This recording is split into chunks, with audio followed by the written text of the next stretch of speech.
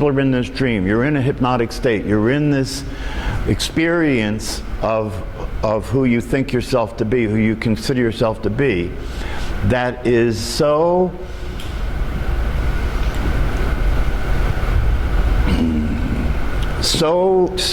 complete. And that's one of the reasons that people don't have the question, who am I, right? Because it's not a question for most people. The question, who am I, is not a question for most people. Most of the people on the planet are operating from the point of view that they know who they are. So let's get on with it, you know? That's not a question. Let's get on with it from there, right? So the first thing that you have to do in order to break free, in order for somebody to wake up, is they have to come to the recognition that they don't know who they are. That starts the process, right? If you know who you are and you don't have that question, then there's no process. There's no self-inquiry. There's nothing to inquire about because you already know who you are, right? So there's something about this that I consider to be interesting. You know, how do you turn that with people, right? Even people who, you know, because I think a lot of you people kind of get it, you know, get the idea that you're not who you think you are. You kind of get that, right? But even if you get it conceptually, right? Even if you can see that it is true, right? Conceptually, it's still not, it still doesn't change who you're being. You know, you still keep being who you're not, right? And so this is very interesting to me from a psychological standpoint in terms of what's happening there, right? Because if you get it conceptually, but you don't, the idea that you got it conceptually doesn't translate into that you then stop being who you're not, then what's causing that to be the case, right? Because one of the things that is said in these teachings and these practices is that liberation isn't, and this is a very important thing to understand, liberation is not liberation for you. That's the way the identity, that's the way who you think you are hears it. It's liberation for that person, right? You're going to get free, right? So it's not liberation for you, it's liberation from you, right? Because true liberation is liberation from you being who you're not, so that you can experience being who you are. That's the liberation. So it's liberation from you. But then if you look at that, okay, so I'm trying to see this from the point of view of the person who thinks they are who they think they are, right? To understand how this doesn't work, right? What's not working here? And the way I see it is if you hear that liberation is from you, meaning that so the message is you need to stop being who you think you are. You need to stop being who you've been being, right? Who you've considered yourself to be, right? But then the way who you think you are hears that is, wait a minute, if I stop being who I am, who am I going to be? What are you talking? You see what I'm saying? What are you talking about? You know, so that kind of causes a crash in the computer, right? That kind of causes the computer to crash because it's like, wait a minute, if I'm not me, what am I? You got to give me an alternative. You got to tell me who I'm going to be if I stop being me, right? And if you can't tell me who I'm going to be if I stop being me, then I don't know what to do. And if the teaching says, and it does, that the way that you realize the self is to do nothing. So this is where the mind starts to get crazy, right? The way that you realize the self is to do nothing, is to change nothing, is to learn nothing, is the way that you realize the self. So when the mind hears that, it's like, okay, you got to break that down for me, because I don't know how to do nothing and accomplish something. Do you see what I'm saying? I don't know how to do nothing and be different because I did nothing, right? This is where it starts to get confusing, right? So, but here's a story that helps to understand how it works to do nothing to be what you are. This is a story that I heard one of the teachers tell to try and make this point. There were two guys that were friends, and they spent a lot of time together. They were best friends. And one of the two guys liked to travel and discover the world. The other guy was like a homebody, but they were very close. And then one day after they grew up, and one guy had a family, the other guy that liked to travel didn't have a family, and he went and was traveling, and he was away for about 6 years, and then he came back, and when he came back to the town that they lived in, he saw the other guy's wife in the street begging. And he went to her and said, what happened? What are you doing? Why are you begging? And she said that, you know, that her husband had died while he was away. And he said, oh, that's terrible. Now, I forgot to tell you that there's another part of the story before you get to that. When the two guys were together and the one guy was going to go and travel, the other guys confided in him.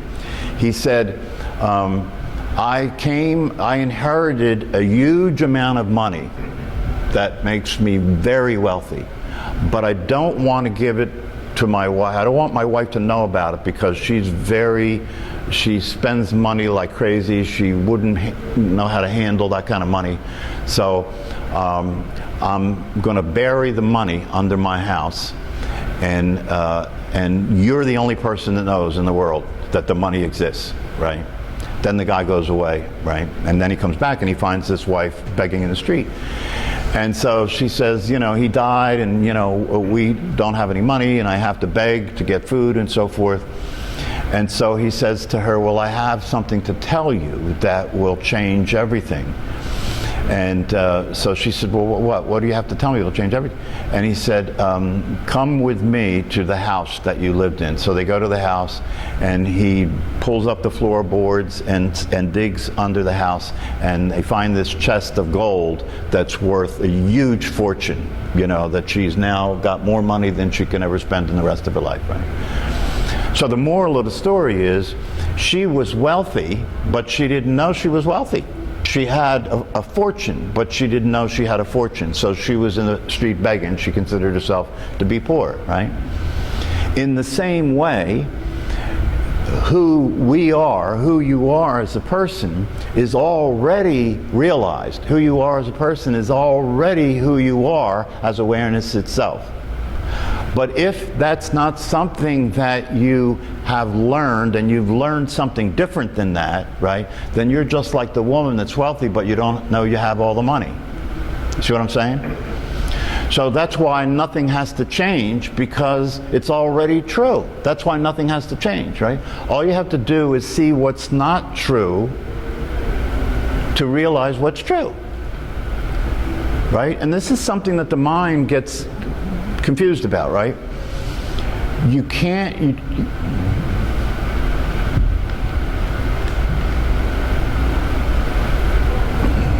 you don't have to stop being who you're not. You get that? You don't have to stop being what you're not. You see, that's why you don't have to do anything, right? Because you were never that, right? But if you now watch, if you think you're that, and that who you think you are is hearing what I just said, it'll still think that you have to do something, right? Because the thing that keeps you thinking that you have to change in order to become what you are, right, is that you are oriented in that you're that. Therefore, you have to change, right? So if the you that's hearing what I'm saying hears me say that you don't have to do anything to be what you are because you already are that, it'll hear that and it may see it. It's kind of, you know, if you hear me say you don't have to do anything to be what you're not, right? You can kind of get that intellectually, right? Right? But then if you leave here and you go back into your life, you will be who you've been being trying to change. Do you see what I'm saying? Because the machinery that's running you, the brain and the mind that's running you, will continue to run the same program. No matter what you realize, you know, no matter what you realize, you can see the truth. You can see the truth of what you are, but that doesn't mean you will be what you are.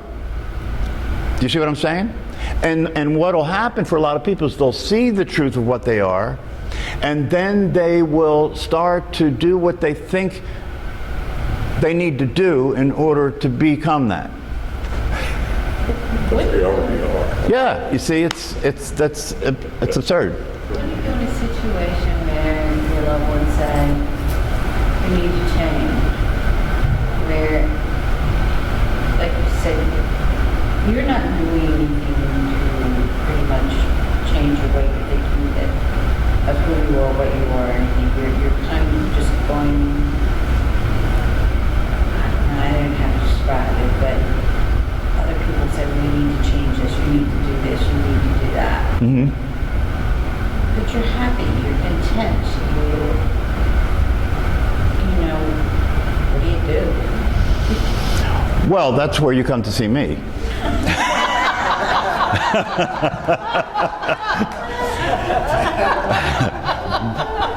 Really, because it depends on what we're talking about. If we're talking about what you do as a person, as a personality, right, in relationship to another personality, well, then it gets complicated, because the question then becomes, is the person asking you to change something that you really should change because it doesn't work?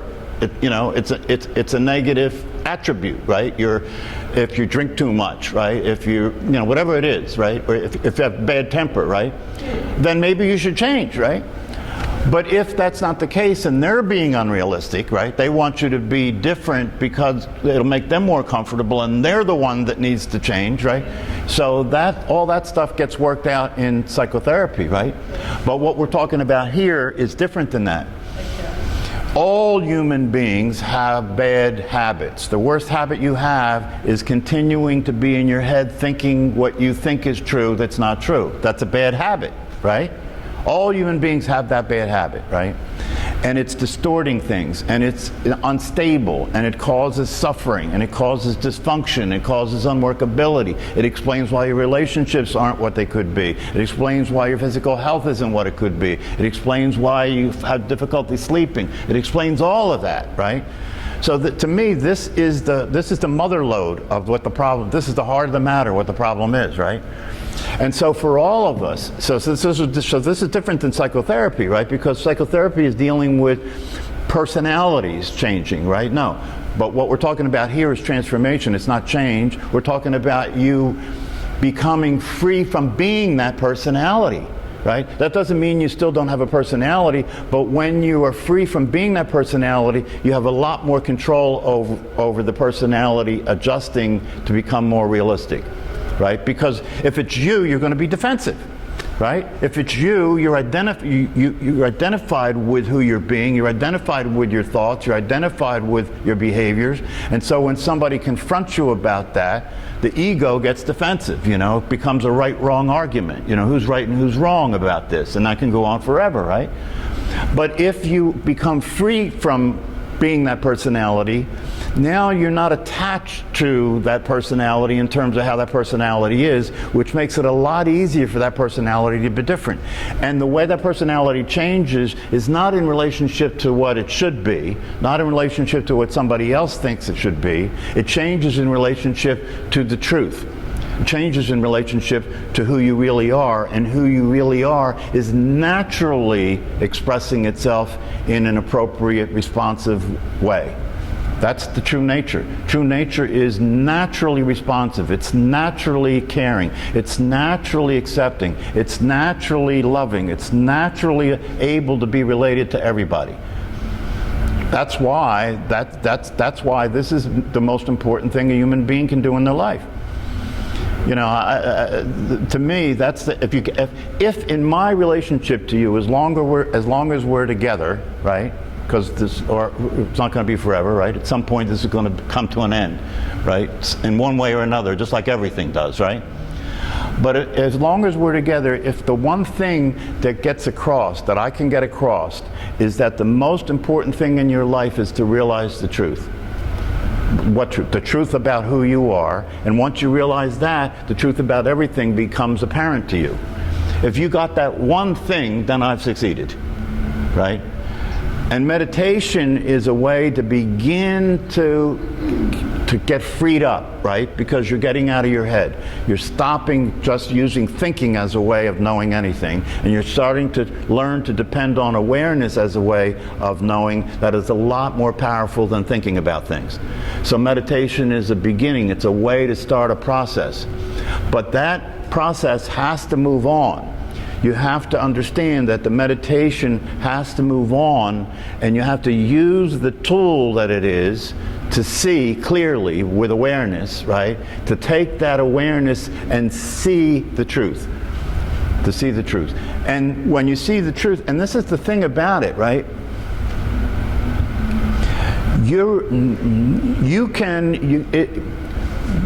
This is the part that people get stuck with. Each one of you could realize the truth of who you are at any time, right? Because if you go back to what I said earlier, right? That what are we talking about here? It's already the case. All you have to do is allow yourself to notice that you're not who you thought you were, that you're not what you're not. And that doesn't require change. All it requires is waking up. All it requires is seeing what's actually the case, right? You don't have to do anything different, right? Because you don't have to stop being who you never were, right? You don't have to stop being who you never were. That's how easy it is to realize who you are, right? But you have to get that, you have to allow that realization to go not just here, it's got to go here. You understand? You can't just get that with your head. You can't just get that as an intellectual, conceptual thing. It's got to be here. It's got to be in your heart. It's got to be realized all the way, right? All the way, so that you actually experience the awareness as you. You actually experience yourself as the awareness. If you actually experience yourself as the awareness, then you will naturally start noticing when you're not being who you are. Do you understand?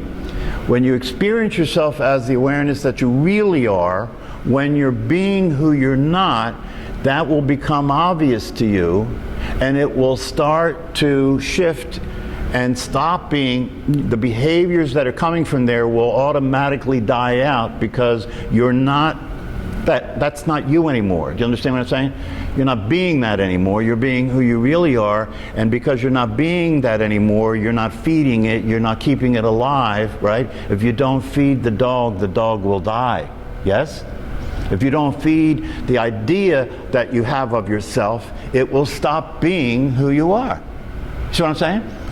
If you don't feed, and the way you feed it is you keep being it and not noticing that you're being it. Do you see what I'm saying? It's like when you leave here, right, you will start being who you think you are again. Guaranteed. Guaranteed. The question isn't whether that happens, the question is, will you notice it? You see what I'm saying? If you don't notice it, then you're back in the dream. If you don't notice it, then you're back to sleep, right? If you don't notice it, you're back to sleep, you're back in the dream, and you'll keep being that limited person and keep paying the price for being that, right? Which means you'll have stress, you'll have worries, you'll have desires, you'll have fears, you'll have difficulty relating to people, you'll have difficulty dealing with life, right? That's what will continue to happen, right? So in a sense, one of the things that teachers say is that this is set up to work. This whole situation is set up to work. You're not intended to stay being who you think you are. You had to take that role on to participate in the world, right? But you're not intended to stay there. You're intended to evolve. And that's why life is difficult. It's set up to kick your ass out of the identity of who you think you are. It's set up to do that, right? It's set up to make it difficult for you to stay as that, right? Do you understand what I'm saying? Life, the way life works is it's difficult for you to stay as that. That's the push for you to wake up. That's the push for you to want to see something, to want to see what you're missing, right? Because if things aren't working, If things could work, if it's possible for your life to work, if it's possible for you to be happy, if it's possible for your relationships to work and they're not working, then naturally you want to see, what am I missing? I must be missing something that if I weren't missing that, it would be like that, right?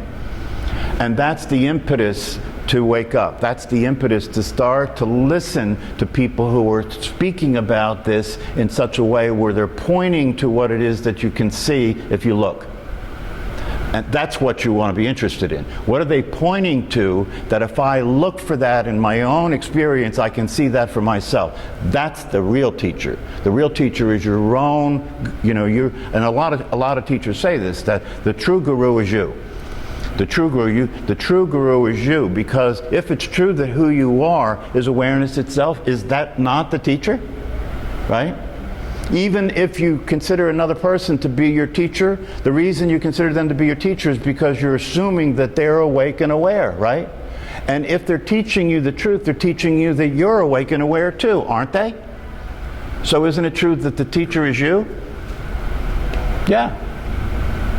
So that's the one that you can count on. You can count on that the awareness that you are is the teacher that won't let you down.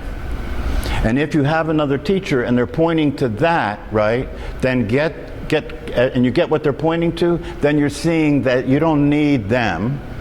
If it's a true teacher, they want you to see that. You don't need them, because what they're pointing to that is the true teacher is you.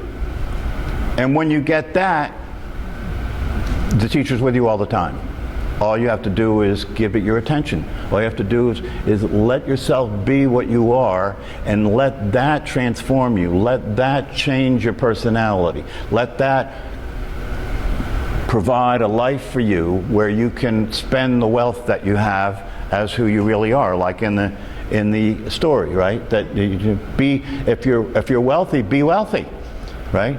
The you that is the truth of who you are is happy, satisfied, content, doesn't need anything, is not afraid of anything. That's the wealth. And it's already there. You're wealthy. You're wealthy. The question is, are you going to allow yourself to have the wealth? Are you going to allow yourself to experience the freedom? See, that's the trick in the whole thing. If the way you hear it is that you're in bondage and you need to get free, you've got to get beyond that, right?